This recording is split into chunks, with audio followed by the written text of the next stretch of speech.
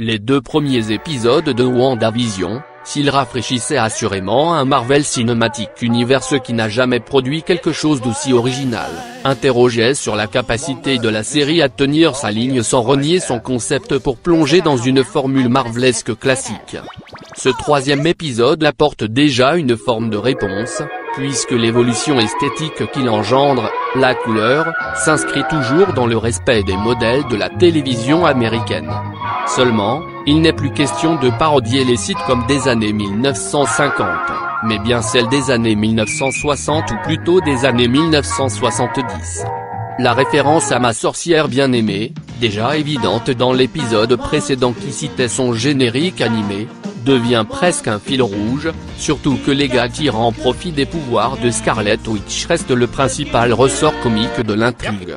La vie en couleur, ce 3e épisode soulage, parce qu'il confirme que la série va explorer les périodes successives de la télévision américaine et non pas juste remplacer son univers de sitcom par un univers super-héroïque.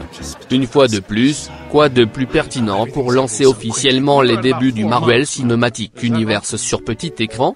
D'autant que ce progrès visuel s'accompagne d'une redéfinition des décors servant parfaitement le récit. L'apparition de la couleur révèle par exemple frontalement les mattes peintines qui entourent la maison du couple, appuyant une sensation d'enfermement. Lorgnant presque sur le Truman Show télévisuel, paradoxe s'il en est, ces 30 minutes renforcent, grâce au renouvellement de leur esthétique, le sentiment de mystère qui caractérisait déjà les 2 premiers épisodes, sans cependant beaucoup le creuser.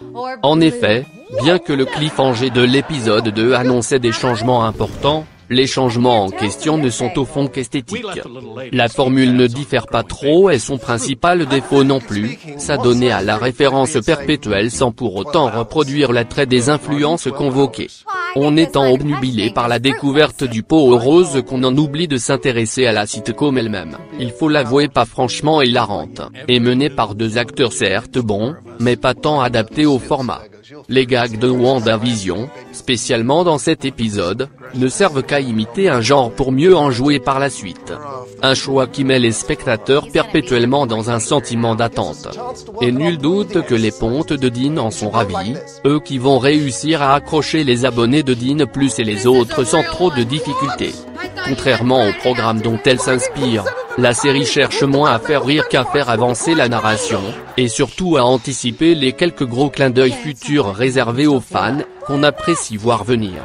Teyona parie quelle est la clé de tout ça. On en vient même à se demander si les plus farfelues des théories croisées sur le net ne se vérifieraient pas, comme lorsque Wanda évoque son frère, qu'une obscure conjoncture issue d'une sombre histoire de doubleur imagine voir revenir.